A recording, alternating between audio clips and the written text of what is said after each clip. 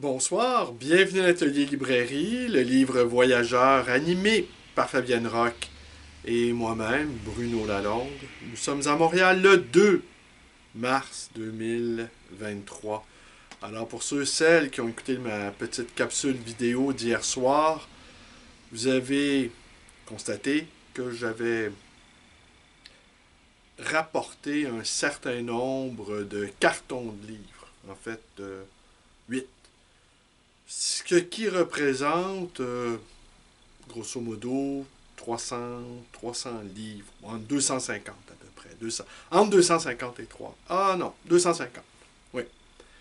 Et je constate depuis déjà quelques années, mais ça va en croissant, c'est que le nombre de bibliothèques d'indépendantistes et de nationalistes qui apparaissent sur le marché car ces propriétaires soit quittent leur résidence ou encore quittent la planète Terre.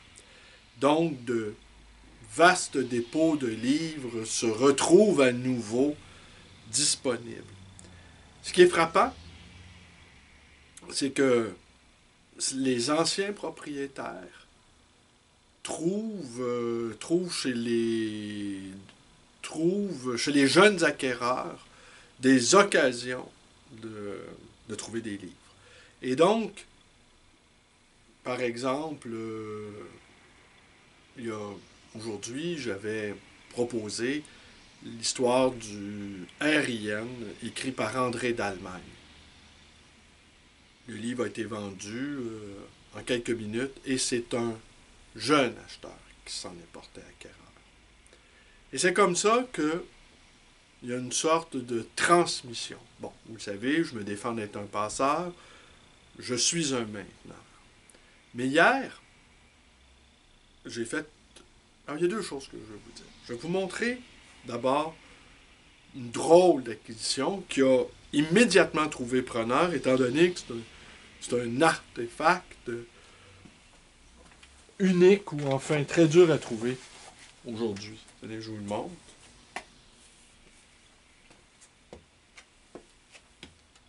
Alors voilà, mes bras meurtris vous tendent ce, ce chandail Chevalier de l'Indépendance. Alors, oui, à le regarder, on voit être un peu élimé. Il a subi l'outrage des ans. Et c'est quoi au juste les chevaliers de l'indépendance? Et que représente aussi l'étoile jaune? Disons que ça, il aurait pu choisir un autre symbole, mais l'étoile jaune, c'est l'étoile de l'espérance vers laquelle on doit tourner nos regards. Alors, mais l'étoile jaune, ça signifie bien autre chose aussi, de sinistre mémoire. Et les Chevaliers de l'Indépendance ont été fondés par Régis Chartrand. Régis Chartrand qui avait connu une assez belle carrière de boxeur et qui avait participé comme homme de bras, comme homme à tout faire, lors de certaines manifestations qui ont eu lieu dans les années 60, manifestations qui opposaient de manière assez brutale les manifestants indépendantistes aux forces de l'ordre. Et ces années-là, le Québec était en proie à beaucoup d'agitation sociale. Les Anglais appelaient ça les troubles. Alors, quand on veut minorer un événement d'importance, on ne dira pas, on ne va pas parler d'événements, on ne va pas parler d'affrontements, on ne va pas parler de guerre, on ne va pas parler de bataille, on ne va pas parler de bagarre, on va parler de troubles. Et au Québec, il y a une expression qui dit que quand on ne veut pas avoir de soucis ni avoir de problèmes, on dit On ne veut pas avoir de trouble. Alors j'ai l'impression qu'on a quand même trop jecté cette notion de trouble qui était le fait du dominant anglais, qui lui, forcément, dans sa gestion de cette colonie dont il avait la charge et l'obligation, il ne voulait pas avoir de trouble, évidemment. Quant à Régis Chartrand, je vais vous raconter une toute petite anecdote. Je l'ai rencontré une fois. Est-ce avant le référendum de 1980 ou les mois qui ont suivi? Mais dans mon esprit, c'est un petit peu avant. Donc, j'étais un tout jeune homme. Et lui, peut-être, était-il videur dans un bar? Sans doute. Car je l'avais rencontré sur la place Jacques-Cartier, dans le Vieux-Montréal, et je sortais d'un endroit où j'allais assez régulièrement. Je commençais à fréquenter les lieux mal famés, j'étais adolescent. Le bar, la brasserie, ou je ne sais trop ce que c'était en fait, qui s'appelait l'Iroquois. Et l'Iroquois, c'était un peu le chef-lieu aussi des poètes, des indépendantistes, des nationalistes. Et donc, je fréquentais cet endroit-là un peu. Et aux petites heures de la nuit, après la fermeture des bars, nous nous étions retrouvés, lui et moi, à griller une cigarette. En tout cas, dans mon cas, c'est clair. En ce moment-là, je fumais. Je fumais la cigarette, entre autres choses. Et nous avions passé peut-être une petite quinzaine de minutes à discuter de l'indépendance du Québec. Et je me souviens que Régis Chartrand m'avait dit, en plein milieu de la nuit, que l'indépendance pour lui n'arriverait jamais, que les Québécois jamais n'en voudraient. J'avais été assez contrarié par cette affirmation. Et j'étais resté sur une impression plutôt négative de Régis Chartrand.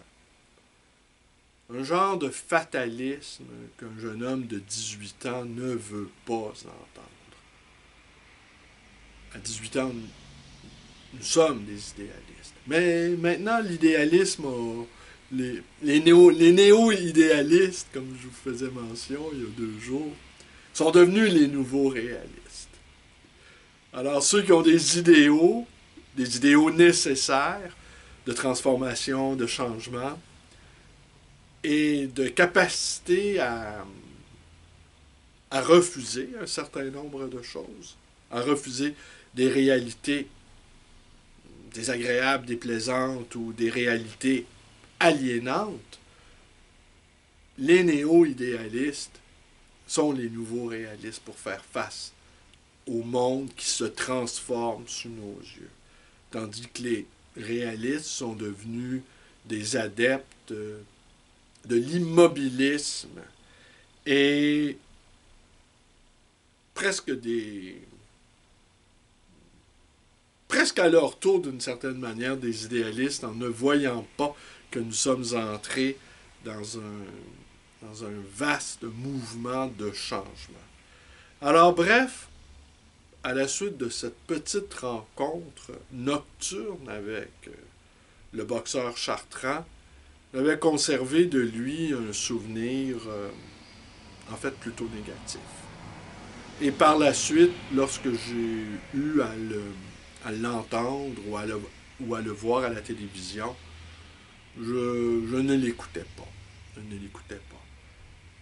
Plus de 40 ans plus tard, l'indépendance ne semble pas à portée de main.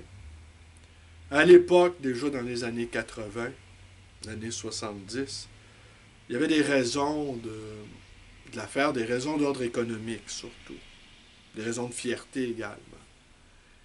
Et aujourd'hui, c'était peut-être la pauvreté et l'aliénation qui nous poussaient à vouloir dépasser notre condition, à vouloir l'émancipation. Et aujourd'hui, c'est peut-être notre statut de peuple embourgeoisé qui nous ferait craindre de perdre les acquis. Alors, c'est un peu regrettable, mais me semble-t-il, l'esprit petit bourgeois a contaminé presque toutes les classes sociales. En fait, mais on ne peut pas blâmer personne de vouloir s'enrichir, on ne peut pas blâmer personne de vouloir dépasser sa condition. Mais l'individualisme nôtre nous empêche peut-être d'avoir une vision collective du projet indépendantiste.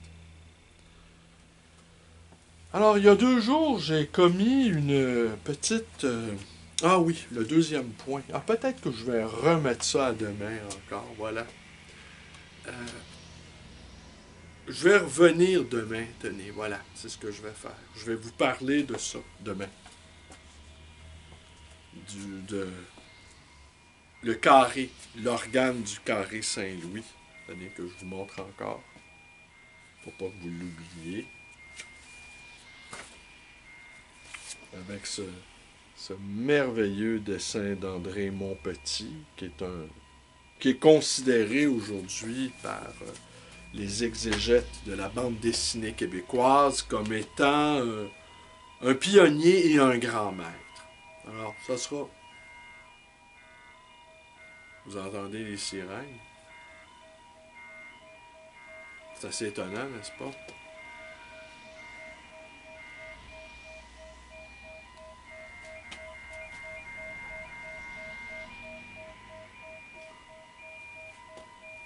Est-ce une voiture qu'on a tenté de cambrioler?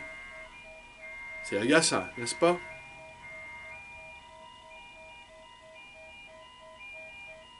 Ce sont là des effets spéciaux imprévisibles. De plus en plus... Ben voilà, il y a des gens qui courent dans la rue maintenant.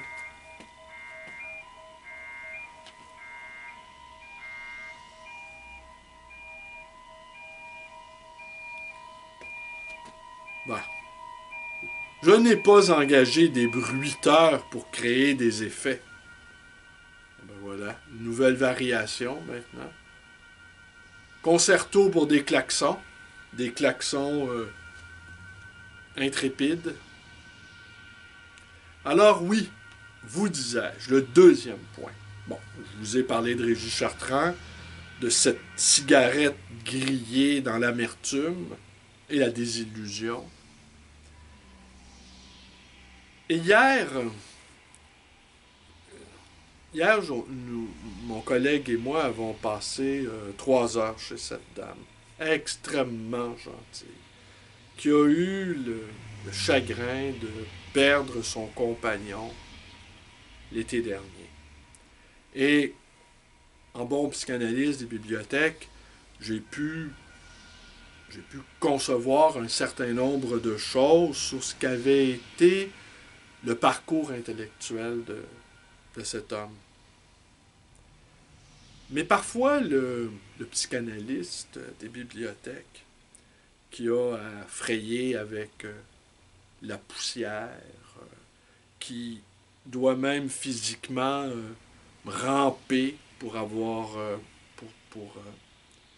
avoir accès à certains livres qui sont nichés dans le bas des bibliothèques, et qui à d'autres moments doit grimper sur des escabeaux afin d'aller dénicher ceux qui se logent dans le haut des bibliothèques, et qui reçoit un ensemble d'informations qui nous dit le parcours intellectuel, qui nous dit les coups de cœur, qui nous dit les désirs, les aspirations.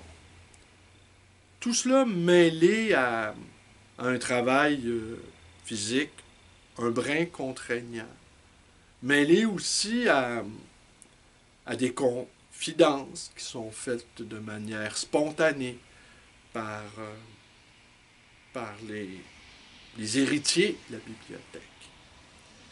Et c'est toujours un moment particulier parce que lorsque quelqu'un meurt ou simplement casse maison, comme on dit ici, eh bien, la bibliothèque, c'est toujours la dispersion de la bibliothèque est toujours un moment particulier.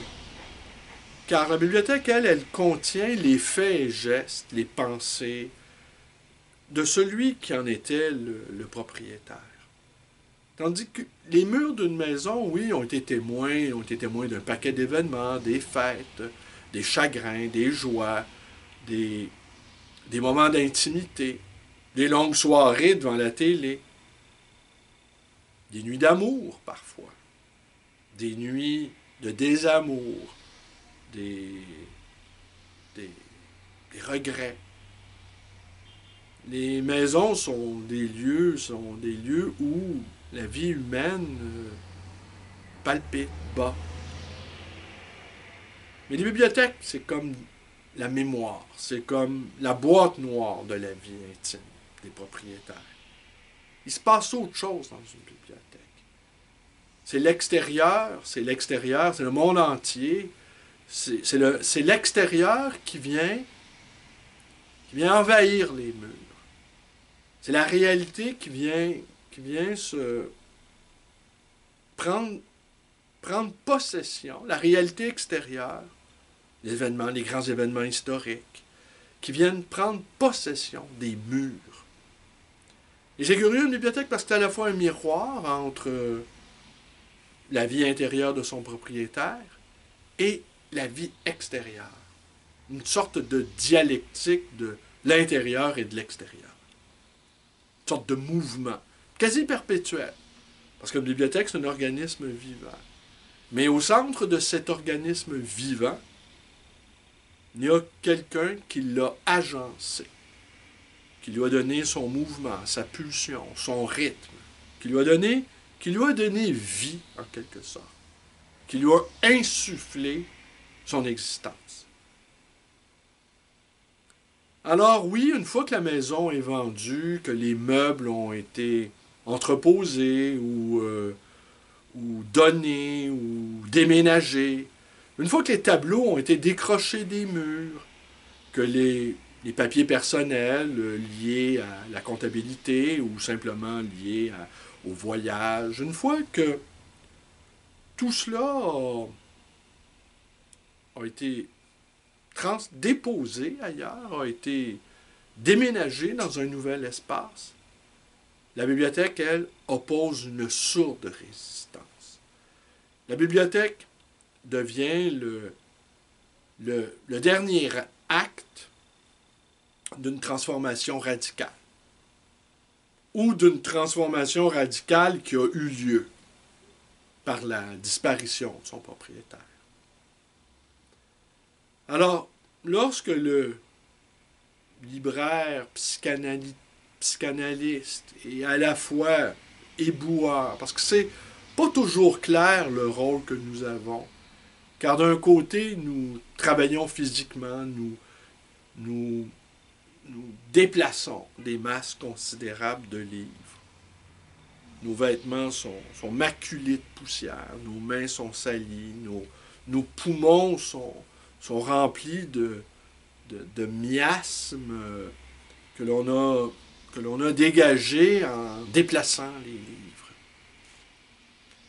C'est une épreuve physique, mais c'est une épreuve aussi presque spirituelle, j'aurais envie de dire. Il y a quelque chose de l'ordre du mercredi des cendres à chaque déplacement d'une bibliothèque. On pourrait déposer sur ma tête des cendres, oindre de ma tête de cendres en disant « Poussière, tu retourneras en poussière ». Alors il y a quelque chose de la confrontation avec la disparition, sa propre mort et ses propres aspirations. La bibliothèque ne devient pas que le reflet de celui qui qu'il a créé, qu'il a animé, pour lequel il a consacré du temps, de l'énergie, de l'espérance, de l'imagination, de la réflexion. Elle devient également un reflet pour celui qui la démantèle, pour celui qui la disperse, pour celui qui s'apprête à la faire vivre autrement, qui s'apprête à lui redonner souffle même. Mais il y a un passage où à la fois la mélancolie, la tristesse, le ressenti des choses qui disparaissent ou qui sont sur le point de disparaître ou qui ont déjà disparu, eh bien ça traverse le libraire. Elle le traverse et d'autant qu'il peut devenir même une éponge où il va recevoir les effluves du chagrin du dernier témoin de cette aventure à la fois intellectuelle, imaginative, créative et même spirituelle.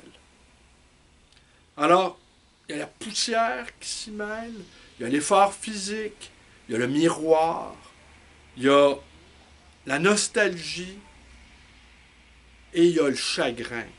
Et tout ça forme une sorte de remugle, une sorte de masse qui, au terme de plusieurs années pratiques, finissent par laminer, j'aurais envie de dire. Finissent par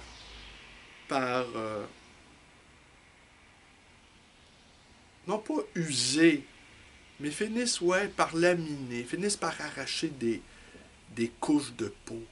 Finissent par, comme si on... Peut-être exagérais-je en disant, comme par exemple, hier soir, eh bien, hier soir, au terme de cette randonnée dans Laval, où mon collègue René et moi avons chargé sa camionnette de cartons de livres, j'ai pas pu m'empêcher de penser aux 28 ans que cette dame a passé avec son compagnon. Les derniers moments qu'elle nous a dit assez difficiles qu'il avait vécu, étant donné qu'il est décédé d'un cancer. On n'était pas parvenu à diagnostiquer où logeait ce dit cancer. Et que les divers tests qu'on avait faits sur lui n'avaient pas donné de résultat. Et que très vite, la maladie, en quelques semaines, l'avait emporté. Et qu'elle se disait totalement ravagée, car elle avait fantasmé ou elle avait rêvé que peut-être le dernier été qu'ils passeraient ensemble, elle le conduirait partout sur les routes du Québec, lui faire voir les paysages qu'ils avaient aimés tous les deux. Revoir les lieux où ils s'étaient sans doute aimés, ou reprendre les pas, les premiers émois, les premiers souvenirs. Revoir la vie à deux. Elle avait presque passé près de 30 ans avec cet homme, dont on pouvait facilement deviner qu'elle avait été très éprise et que ça avait été réciproque. En tout cas, c'est ce que je ressentais, en tout cas. Mais en même temps, elle-même confrontée à sa propre finalité, confrontée à son chagrin, confrontée à sa propre finalité, laisser deux zigotos comme René et moi aller et venir dans les pièces encombrées de livres. Il y en avait dans le sous-sol, il y en avait à l'étage supérieur. Faire un tri, choisir, émettre des commentaires. Et moi, pendant tout ce temps-là, je reconstituais dans mon esprit le parcours intellectuel de cet homme. Je pouvais deviner ses aspirations, je pouvais je pouvais me glisser dans sa peau en parcourant les rayonnages de ses livres, devenus orphelins.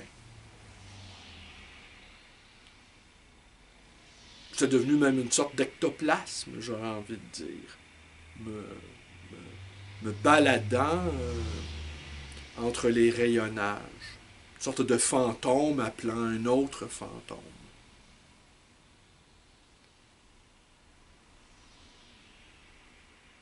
Tout cela aussi se mêlait à un autre phénomène qui est l'excitation.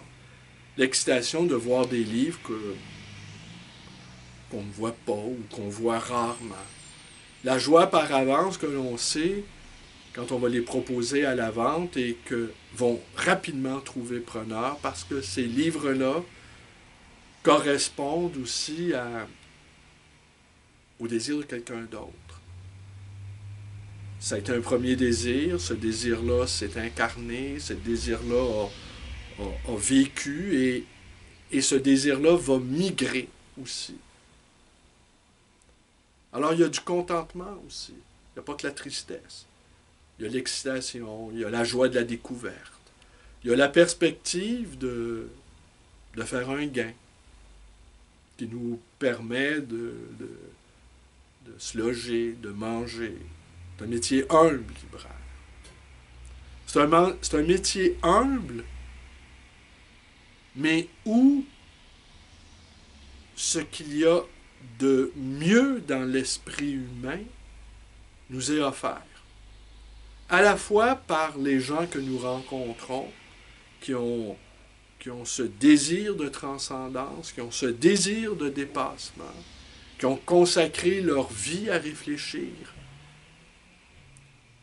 Et ce qu'il y a de plus créatif, de plus précieux, depuis la Mésopotamie, on pourrait reculer encore, jusqu'à aujourd'hui, eh bien, des milliers d'années de réflexion, de poésie, de philosophie nous sont offerts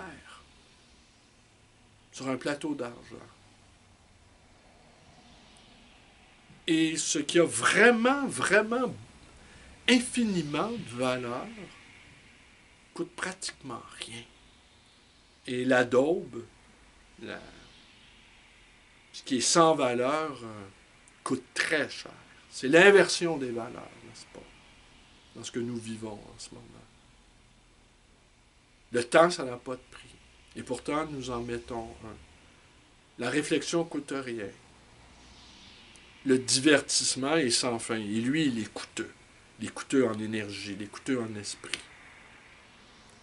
Je l'ai dit souvent, je considère que l'usage intempestif des écrans de divertissement pour un intellectuel, c'est littéralement un intellectuel, un penseur, une poète, un poète. C'est littéralement son extermination. C'est mourir. Il faut se dégager de l'hypnose numérique. Il faut s'en dégager absolument. Alors, ouais, pour en revenir donc, la perspective de faire un gain modeste, parce que ce n'est pas le métier où on s'enrichit le plus fortement, va sans dire. Mais d'avoir du temps à soi, d'avoir du temps pour rencontrer des gens, d'avoir du temps pour lire, pour réfléchir, pour échanger avec des gens qui partagent la même passion que nous, ça n'a pas de prix. Mais je sens quand même, comme hier soir, quand j'ai rapporté les livres tard dans la soirée, après une longue journée de travail, j'ai senti une certaine forme de chagrin. Par contre, la dame, on l'a quand même bien fait rigoler parce que je suis arrivé avec mon bidule et mon appareil qui filme. Et comme dit Michel, qui l'a vu sur le comptoir aujourd'hui, il ne pensait pas que c'était si petit, le truc en question. En fait, c'est minuscule. Hein? Je pourrais même... je pourrais peut-être même vous mettre en note de bas d'écran une photo, ou en fait l'appareil. C'est ce que je vais faire, tenez. Je vais vous dévoiler mon outil de travail. Et mon étage avec tout ça. Ah oui, là-dedans. Je suis arrivé avec l'appareil pour filmer en question. Et je lui ai demandé si je pouvais photographier. Puis là, je lui ai demandé si je pouvais filmer. Alors, vous avez entendu un petit extrait qui dure à peine 2 minutes.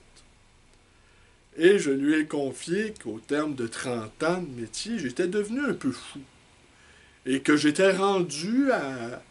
que j'avais déjà commis énormément de vidéos, que si elle avait envie d'aller les voir sur ma chaîne YouTube, elle pouvait le faire, évidemment. Et que là, j'étais rendu à un stade où je filmais à l'intérieur des maisons. En tout cas, j'essaye le plus que je peux, mais parfois, j'ai une sorte de réticence aussi, j'ai une sorte de pudeur qui m'empêche d'aller plus loin. Mais sans doute, je vais m'enhardir à proposer aux gens, peut-être même de les interviewer, de les filmer. Mais en même temps, avec tous les téléphones, tout le monde se filme, tout le monde se photographie. Alors peut-être ça va être plus facile que je pense. Étant donné que tout le monde est habitué maintenant à exister dans le regard des autres. Hein? Alors peut-être que c'est moi qui ai des appréhensions, une sorte de retenue. Alors je lui ai confié dès le départ que j'étais devenu complètement zinzin. Et que là, je me filmais, que je filmais des bibliothèques, j'amenais mon truc. Et puis, elle était parfaitement enchantée d'entendre ça. Elle trouvait ça hyper drôle. Alors, je l'ai fait bien rire. Et comme j'ai vu qu'elle était un bon public, alors j'ai tenté de la faire rigoler toute la soirée.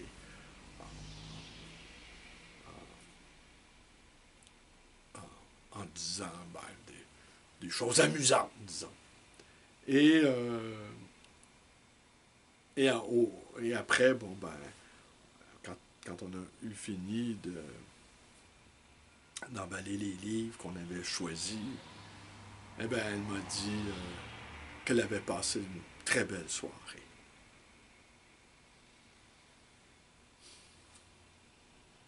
Alors, on a remballé les cartons dans la camionnette.